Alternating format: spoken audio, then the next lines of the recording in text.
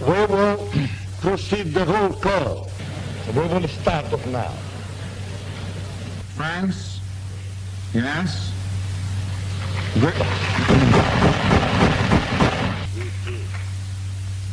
Ad hoc committee, 37, against, 12, abstentions 9,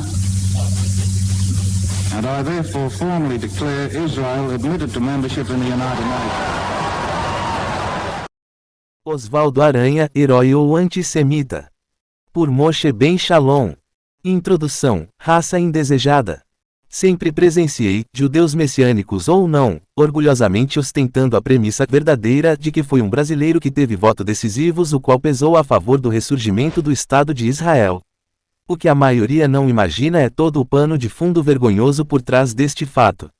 O antissemitismo aflorado no governo de Getúlio Vargas, bem como trocas de mensagens secretas e antissemitas de Oswaldo Aranha, o pseudo-herói dos judeus. Meu esforço e compromisso foi trazer luz a este assunto, embasando-o de forma documental. Início. Desde a primeira década do século XX, as autoridades federais se posicionaram como controladores dos surtos migratórios e do povoamento brasileiro com o objetivo de evitar conflitos sociais. Judeus não eram bem vistos, principalmente os de países comunistas que começavam a chegar no Brasil. O que mais adiante, muitos desses judeus assimilados às ideias marxistas, filiaram-se a partidos comunistas no Brasil. Fato este, que fez desencadear uma onda de retaliações contra os imigrantes judeus por aqui. À época, houve muitos panfletos e apostilas antissemitas de complô judaico-comunista que circularam nosso país, e, de forma maldosa, atribuídas suas autorias ao próprio povo judeu. O mais famoso ficou conhecido como os Protocolos dos Sábios de Sião, década de 30 e 40. Em 1921, detectamos registros oficiais acerca dos imigrantes judeus avaliados como cidadãos indesejáveis, por sua raça, seu caráter e suas ideias sediciosas. Ecos da Revolução Russa 1917, que impactavam a experiência soviética como proposta de planejamento econômico e de um Estado gerente e estigmatizavam a imagem dos judeus russos submetidos ao julgamento da diretoria do Serviço Nacional de Povoamento, órgão do Ministério da Agricultura, Indústria e Comércio, respondia pela direção, Dulce Pinheiro Machado, cuja trajetória pública no governo Vargas ficou caracterizada pelo seu pensamento antissemita. Em 30 de setembro de 1921, Dulce Pinheiro Machado foi consultado pelo Ministério das Relações Exteriores acerca da introdução no Brasil de agricultores russos de origem israelita. Seu parecer foi negativo. Segundo Pinheiro Machado, o Brasil necessitava de agricultores de verdade, e a entrada daqueles judeus não viria contribuir para o incremento da atividade agrícola. Na melhor das hipóteses, aquela imigração importaria em um impulso ao urbanismo como já havia sucedido com o ingresso de imigrantes turcos, sírios e árabes, enfim, o imigrante judeu era avaliado como um dos responsáveis pelo desequilíbrio entre ruralismo e urbanismo, razão pela qual o governo de Getúlio Vargas, após 1940, procurou incentivar um programa de ocupação das terras ao oeste brasileiro. Fonte: Ofício número 13 do Diretor-Geral dos Negócios Comerciais e Consulares para Dulce Pinheiro Machado, diretor do Serviço de Povoamento do MAUC. Rio de Janeiro, 30 de setembro de 1921, ofício número 2941 de Dulce Pinheiro Machado, diretor do Serviço de Povoamento do MAIC. Rio de Janeiro, 18 de outubro de 1921. Volume 29334. Grifado no original AHI, Rio de Janeiro. O problema chamado judeu e o que fazer com eles. O antissemitismo normatizado. Diante dos líderes da Sociedade das Nações, o Brasil deveria sustentar uma imagem positiva de nação identificada com os ideais democráticos e de defensor dos direitos humanos.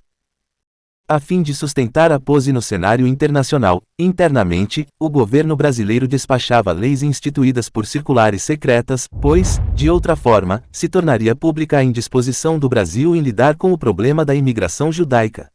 Sob a pecha de sectários e indolentes, o fato é que o remanescente dos filhos de Abraão tornaram-se um cálice pesado entre as nações.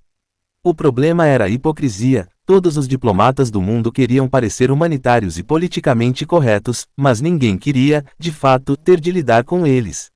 Eis aí o principal motivo de os mandar, novamente à sua própria terra. Fonte: Circulares secretas. Entre 1930 a 1934, temos dos decretos número 18.482, de 12 de dezembro de 1930, revigorado pelo de número 20.917, de 7 de janeiro de 1932, que proibiam totalmente a imigração. A entrada de imigrantes foi regulamentada pelos decretos número 24.215, classificava em imigrante e não imigrante, e número 24.258, de 9 de maio de 1934, instituía as cartas de chamada culminando com o artigo 121, parágrafo 6º da Constituição de 1934, criando o regime de quotas.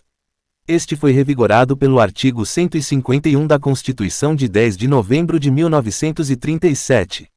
Ver Carneiro, Maria Luísa Tucci. O Antissemitismo na Era Vargas. Páginas 158 a 159. Getúlio joga no time de Hitler. Estas circulares secretas iam ao encontro à política antissemita sustentada pelo Terceiro Reich, o que reforça a responsabilidade pelas mortes dos judeus que não conseguiam visto para emigrar e acabaram seus dias nos campos de extermínio nazistas. Tanto assim que, em diferentes momentos, o chanceler Oswaldo Aranha debateu-se com os representantes diplomáticos brasileiros, orientando-os no acobertamento da prática antissemita das circulares secretas que não deveriam ser ventiladas nas reuniões internacionais do Comitê Intergovernamental Pró-Refugiados Políticos. Os judeus eram os andarilhos indesejáveis, e ninguém os queria. Discussões surgiam sobre a alteração da composição étnica do povo brasileiro. Em 1937, Arnaldo de Souza Andrade, chefe do Estado-Maior do Exército, pronunciou-se acerca da proposta do governo polonês se tornar uma ação colonizadora em grande escala aqui no Brasil junto às Nações Unidas. Segundo Andrade, a despeito dos poloneses judeus, disse, homens sem profissão e sem trabalho, provavelmente comunistas.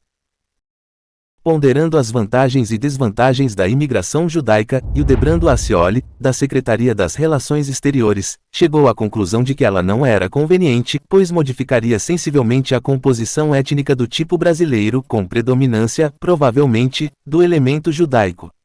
Alegava que este povo, judeus austríacos, era mais forte ou mais resistente à assimilação devido aos séculos de segregação em que havia vivido na Europa.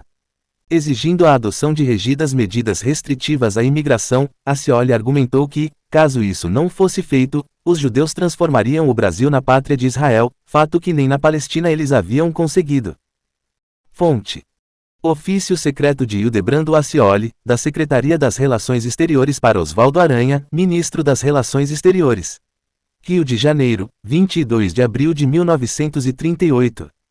Lata 741, Maço 10.561. AHI Rio de Janeiro. O Brasil dificulta. Bem como outros países latino-americanos, o Brasil havia adotado, desde 1937, uma política imigratória antissemita, dificultando o processo de acomodação de milhares desses cidadãos despatriados. A partir do momento em que os judeus foram classificados pelas leis do Reich com os desterrados com base na ideia de que os judeus eram impuros como raça, o governo brasileiro ratificou tal categoria, fundamentando seu posicionamento de que eles eram inassimiláveis e perigosos por natureza. Daí a sustentação de certas autoridades políticas, ainda que de postura americanófila, como era o caso de Oswaldo Aranha, de que os judeus eram elementos subversivos ou dissolventes e com tendências a gerar quistos raciais, verdadeiros corpos estranhos no organismo nacional. Fonte: Carta de Oswaldo Aranha, Ministro das Relações Exteriores para Adhemar de Barros, interventor de São Paulo, Rio de Janeiro, 20 de novembro de 1938. Maço 9601, Lata 612. AHI Rio de Janeiro, Memorandum Secreto número 115 de Mário Moreira da Silva para Oswaldo Aranha. 10 de setembro de 1938. Maço 10.561, 741. A aranha tece, o lobo executa. As principais lideranças europeias e americanas teriam como missão encontrar uma solução para a situação crítica vivenciada pelas minorias dos expatriados, judeus ou não, da Alemanha e da Áustria. A presença do Brasil, representado por Hélio Lobo, então nomeado por Oswaldo Aranha, se fez com o objetivo de garantir uma imagem positiva do Brasil e do governo Vargas no panorama internacional. Hélio Lobo foi aconselhado por Osvaldo Aranha a ter sempre em vista a Circulares Secretas, número 1127, que vedava o visto nos passaportes israelitas, e a estar atento para a proibição de entrada aos desterrados. Fonte: Ofício Reservado número 2. Genebra, 16 de julho de 1938, citação, página 5. Lobo em pele de ovelha. Para o encerramento da Conferência de Evian, o representante brasileiro recebeu a seguinte instrução, enviada em nome do ministro Osvaldo Aranha: não desejamos absolutamente a vinda para nosso país daqueles elementos. No entanto, o Brasil se mostrou hábil e deixou transparecer uma aparência humanista. Isso fez que os Estados Unidos prestasse a indicação de Osvaldo Aranha para presidir a segunda Assembleia Geral da ONU, que discutiu a questão da partilha da Palestina em 1947. Fonte: sobre esta questão, ver o verbete, Aranha, Osvaldo, in, Dicionário Histórico Biográfico Brasileiro, 1930-1983 avos, volume 1, páginas 185 a 187. Não cumpre os requisitos. Osvaldo Aranha, como ministro das Relações Exteriores, procurava esclarecer a Hélio Lobo com atraso de uma semana que, apesar de o Brasil nutrir o desejo sincero de colaborar com os Estados Unidos, bem como com os demais governos representados no comitê, no sentido de encontrar uma solução satisfatória para o problema dos refugiados, esta não se apresentava como prioritária. Por maior que seja o seu desejo de colaborar nessa obra humanitária, o governo brasileiro não pode pôr de lado os legítimos interesses nacionais, tratando-se da incorporação na vida do país de refugiados políticos, em sua grande maioria israelitas, que não preenchem as condições da imigração que o Brasil deseja, isto é, a de agricultores. Fonte: ofício de Osvaldo Aranha, ministro das Relações Exteriores, para Hélio Lobo, delegado do Brasil junto ao Comitê Intergovernamental para os Refugiados Políticos. Rio de Janeiro, 2 de dezembro de 1938, página 2. Conclusão: verdadeiramente Osvaldo Aranha não tinha nenhum apreço pelos judeus, e a dura realidade é que o mundo estava tendo que lidar com os que sobraram, e a ideia de os repatriarem surgiu por conveniência internacional, já que ninguém queria assumir os desterrados, então mandá-los de volta à sua terra, ainda que despreparados enquanto nação, era a única saída. Tão logo os colocaram numa porção de terra seca em meio ao deserto do Golã. Todavia, floresceram como a destemida figueira que é cortada, mas que teimosamente insiste em renascer. Este é o resiliente povo de Israel, os bichinhos de Jacó, enrijecidos pela dor e marcados pela fé.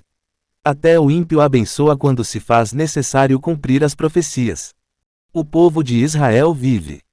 Série Brasil Judaico, recordações dos primórdios da imigração judaica em São Paulo. Rabino Moshe Ben Shalom.